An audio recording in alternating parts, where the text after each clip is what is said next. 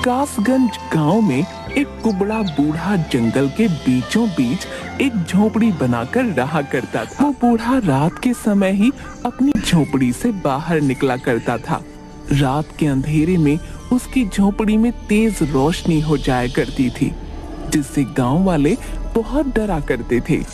उनका मानना था कि वो कुबड़ा कोई साधारण बूढ़ा नहीं है, वो जरूर कोई मायावी है जो गांव के जंगल में रह रहा है। एक दिन गांव का एक युवक जिसका नाम गबरू था, वो अपने हाथ में कुछ लकड़ियां लेकर जंगल के रास्ते से आ रहा था कि तभी उसे किसी के रोने की आवाज सुनाई दी। अरे कोई बचाओ मुझे, अरे यहाँ से बाहर निकालो मुझे, अरे बचाओ मुझे, बचाओ। अरे भाई, न जाने ये किसकी आवाज है जो सहायता के लिए पुकार रही है, न जाने कौन है भाई। वो थोड़ा दूर चला, तभी उसे उस मायावी बूढ़े की झोपड़ी दिखाई दी, जिसके अंदर से आवाजें आ रही थीं। जैसे ही गबरू उस झोपड़ी के पास पहुंचा और अंदर झोपड़ी में जाने लगा, तभी वहाँ वो मायावी बूढ़ा आ गया। मेरी झोपड़ी में कहाँ जा रहे हो नादान इंसान? क्या जानते नहीं वो मेरी झोपड़ी है, उसमें कोई भी गांव वाला नहीं जा सकता है। क्या तुम जानते नहीं हो? ऐसे डरावने बूढ़े को देखकर गबरू डर जाता है। नहीं नहीं बूढ़े बाबा, मैं आपकी झोपड़ी में नहीं जा रहा था। मैं तो इस जंगल में कुछ लकड़ियां लेने आया था, लेकिन फिर किसी के रोने की आवाज सुनी तो इधर आ गया। नहीं नहीं, मैं जाता हूँ यहाँ से। हाँ, जाता हूँ। जिसके बाद गबरू वहाँ से दुम दबाकर भाग निकलता है और गांव पहुँचता है और गांव वालों को अपनी आप बीती सुनाता है।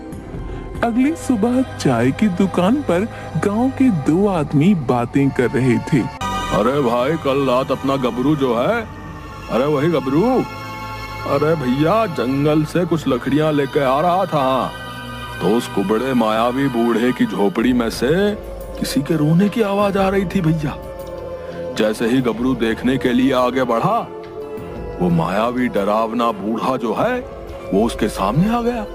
अरे बेचारा जो है जैसे तैसे अपनी जान बचाकर वहां से भागा है। अरे कल रात से ही बुखार में पड़ा है बेचारा भैया बिजू। जाने भैया क्या राज दफन है उस मायावी बूढ़े की झोपड़ी में। हाँ, बता रहे हैं। पता नहीं भाई, डर के मारे जो है कोई भी गांव वाला जो है उस बूढ़े की झोपड़ी में जाने की हिम्मत नहीं करता है। हाँ, अब भैया भगवान ही जाने क्या राज दफन है भैया। उसी गांव में भोला नाम का एक बहुत ही गरीब मछुआरा रहता था। गांव में सब उसे भोंदू बुलाते थे, जो जंगल के किनारे पर नदी से मछलियां पकड़ा करता था। एक दिन भोंदू नदी के किनारे बैठा हुआ था, अपने जाल को फैलाकर मछली पकड़ने की कोशिश कर रहा था। अरे अरे, आती क्यों नहीं कोई मछली मेरे जाल में? आज कई दिन हो गए हैं, लेकिन कोई भी मछली हाथ नहीं लगी है। लगता है आज फिर से मेरी बूढ़ी माँ को भूखा ही सोना पड़ेगा। हे भगवान, तू कब कृपा करेगा मुझ गरीब पर? और वो रोने लगता है। थोड़ी देर बाद भोंदू खाली हाथ अपनी झोपड़ी में आता है। अरे भोंदू आ गया, मैं कब से इंतजार कर रही थी। अरे मुझे बड़ी भूख लगी है, क्या आज भी तेरे हाथ कोई अच्छी मछली नहीं आई? नहीं माँ, मुझे माफ कर दो, मैं आज भी तुम्हारे लिए कोई मछली पकड़ के नहीं ला पाया। न जाने क्यों मेरे जाल में कोई मछली फंसती ही नहीं है। कई दिन हो गए हैं, जानता हूँ तूने कुछ भी नहीं खाया है। हाय हाय, न जाने हम अभागों ने कैसी किस्मत पाई है। दुखी मत हो, देखना सब ठीक हो जाएगा। हाँ, कोई न कोई राह हमें जरूर दिखेगी। अगली सुबह भोंदू फिर से अपना जाल लेकर नदी के किनारे जा रहा था। हे भगवान, आज तो कोई मछली हाथ आ ही जाए। अगर नहीं आई तो आज फिर से मुझे और माँ को भूखा सोना पड़ेगा। भोंदू थोड़ी दूर चलता है कि उसे जंगल की ओर से किसी के रोने की आवाज सुनाई देती है। अरे कोई है, अरे निकालो मुझे यहाँ से, कोई तो सहायता करो मेरी, निकालो मुझे यहाँ से। अरे ये कौन रो रहा है? लगता है किसी को सहायता की आवश्यकता है, लेकिन ये आवाज तो जंगल की ओर से आ रही है। न जाने जंगल की ओर जाना ठीक होगा या नहीं। गांव वाले तो अजीबोगरीब बातें करते हैं इस जंगल को लेकर, लेकिन कोई सहायता के लिए पुकार रहा है, इसलिए जाना होगा। जैसे ही भोंदू थोड़ा आगे बढ़ता है, अचानक से उसे उस मायावी बूढ़े की झोपड़ी से जोर जोर से रोने की आवाज सुनाई देने लगी। अरे कोई है इस जंगल में, मेरी सहायता करो, मैं मर रहा हूँ, मेरी सहायता करो। न जाने ये किसकी आवाज है, कौन सहायता के लिए पुकार रहा है। भोंदू जैसे ही आगे बढ़ा तो उसे उस कुबड़े मायावी बूढ़े की झोपड़ी दिखाई दी, जहाँ से आवाज आ रही थी। अरे आवाज तो इस झोपड़ी के अंदर से आ रही है, लगता है अंदर कोई सहायता के लिए पुकार रहा है। हाँ, लेकिन क्या मेरा अंदर जाना ठीक रहेगा? गांव वाले इस झोपड़ी को मायावी समझते हैं। नहीं नहीं, मुझे अंदर जाना ही होगा, कोई सहायता के लिए पुकार रहा है, इसलिए अंदर जाना ही होगा। ये बात वो झोपड़ी के अंदर जाता है। तभी भोंदू देखता है कि एक बकरी पिंजरे में बंद होती है, जो कि एक इंसान की आवाज में आवाजें दे रही थी। अरे कोई है इस जंगल में, मेरी सहायता करो, मैं मर रहा हूँ, मेरी सहायता करो। उस पिंजरे के अंदर बकरी को देखकर भोंदू हैरान हो जाता है। अरे तुम बकरी हो, लेकिन इंसान की आवाज में कैसे बात कर रही हो? मुझे उस मायावी बूढ़े ने बकरी बना दिया है।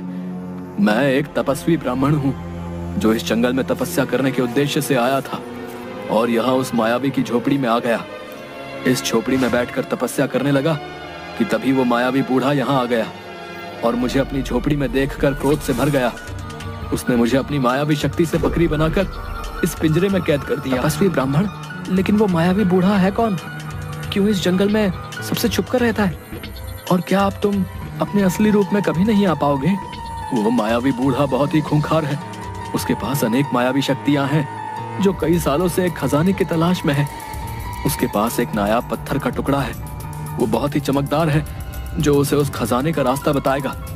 वो खजाना यहीं इस झोपड़ी में दफन है, लेकिन वो तभी सामने आएगा जब वो दो नायाब पत्थर आपस में मिल जाएंगे।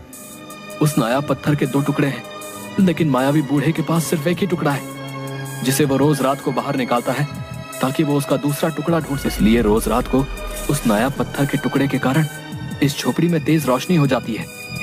लेकिन उस नायाब पत्थर का दूसरा टुकड़ा कहाँ पर है? और क्या तुम अपने असली रूप में नहीं आ सकोगे? और मैं तुम्हारी सहायता कैसे कर सकता हूँ भला? तुम्हें जंगल से कमल के सफेद पुष्प लाने होंगे। उन पुष्पों को खाकर मैं अपने असली रूप में आ जाऊंगा।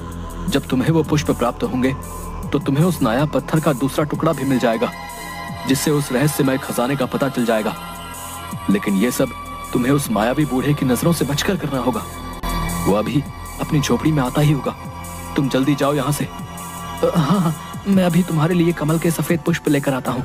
जिसके बाद भोंदू सफेद पुष्प लेने जंगल जाता है और एक नदी किनारे सफेद कमल के पुष्प देखता है।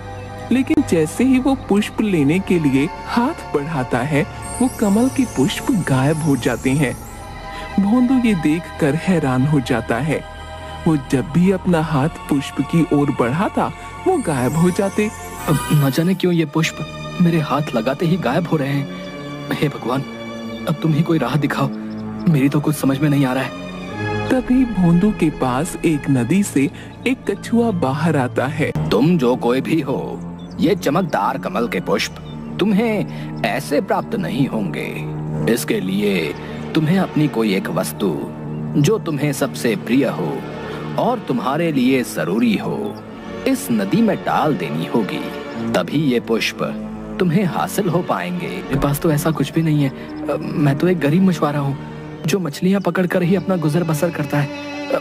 मेरे पास तो इस मछली के जाल के सिवा और कुछ भी नहीं है, और ये मुझे सबसे प्यारा भी है। ये ना हो तो मैं मछलियाँ पकड़ ही ना पाऊँ। हाँ, मैं इसे ही नदी में डाल देता हूँ। जिसके बाद भोंदू अपना जाल उस नदी में डाल देता है। जिसके बाद वो कमल के चमकदार पुष्प फिर से दिखाई देते हैं। भोंदू उन्हें तोड़ लेता है।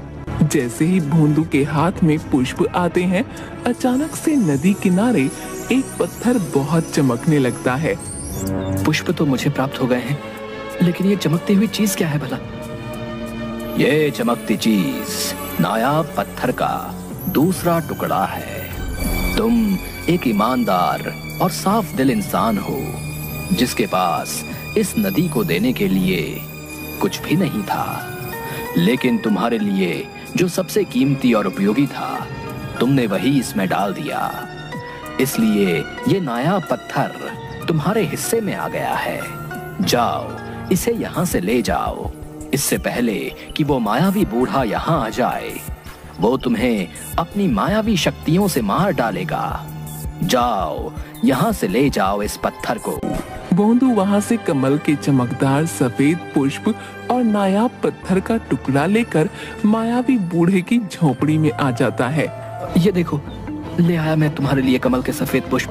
भोंदू उस बकरी रूपी ब्राह्मण को तो सफेद पुष्प देने ही वाला होता है, तभी वहाँ पर मायावी बूढ़ा आ जाता है। कौन हो तुम लड़के, और मेरी झोपड़ी में आने का तो साहस कैसे किया? बूढ़े बाबा, मेरा उद्देश्य आपको कोई हानि पहुंचाना नहीं है। मैं तो बस इस बकरी रूपी ब्राह्मण की सहायता कर रहा था। नादान लड़के, इस ब्राह्मण के साथ अब तू भी मारा जाएगा। मेरे इस खजाने की खोज में जो भी बाधा बनेगा मारा जाएगा। मां करें बूढ़े बाबा, मुझसे भूल हो गई। तो अब सजा भुगतो। जैसे ही बूढ़ा अपनी शक्तियों से भोंदू पर प्रहार करता है, के हाथ से सफेद पुष्प गिरकर बकरी के आगे गिरते हैं और चमकीला पत्थर दूसरे कोने में। सफेद पुष्प को बकरी झट से खा जाती है, जिससे बकरी तपस्वी ब्राह्मण का रूप ले लेती है। तभी अपनी शक्तियों से मायावी बूढ़ा उस पूरी झोपड़ी को गुस्से में उड़ा देता है और तपस्वी ब्राह्मण और मायावी बूढ़े में घमासान युद्ध होता है। मायावी बूढ़ा ब्राह्मण को गले से पकड़कर उठा देता है। तभी वहाँ बेहोश भोंदू उठकर चमकीले पत्थर को उठाता है और उसका दूसरा टुकड़ा मायावी बूढ़े के पास गिरा होता है। भोंदू उन दोनों टुकड़ों को जोड़ देता है, जिससे एक बहुत तेज रोशनी निकलती है। भोंदू ये सब देखकर हैरान हो जाता है। भोंदू, तुम डरो मत। इस नायाबी पत्थर ने इस मायावी बूढ़े की लालच की सजा इसे दे दी है। ये कोई साधारण पत्थर नहीं है। जब भी कोई अपने लालच के लिए इसे इस्तेमाल करेगा तो ये उसे जला कर राख कर देगा। लेकिन ये मायावी बूढ़ा ये जानते हुए भी अपने लालच में अंधा हो गया और अपना सर्वनाश कर बैठा। तभी भोंदू और तपस्वी ब्राह्मण मुड़कर देखते हैं। झोपड़ी की जगह बेशकीमती खजाना सामने था। तपस्वी ब्राह्मण उस खजाने में से कुछ हिस्सा भोंदू को देते हैं। ये लो भले इंसान, इस खजाने में से कुछ हिस्सा तुम्हारे लिए।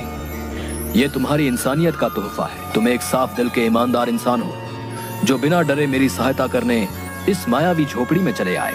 जाओ भोंदू, अब तुम इस खजाने की मदद से अपना जीवन अच्छे से व्यतीत करना।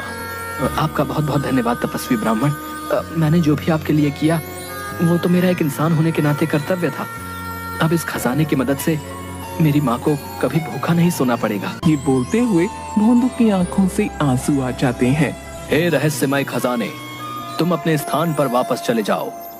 यहाँ तुम्हारी आवश्यकता सिर्फ इस गरीब मछुआरे को थी, जो कि तुम्हारे कुछ हिस्से से पूरी हो गई है। मैं एक तपस्वी ब्राह्मण हूँ, मुझे भला तुम्हारी क्या आवश्यकता। तुम अपने स्थान पर वापस जा सकते हो।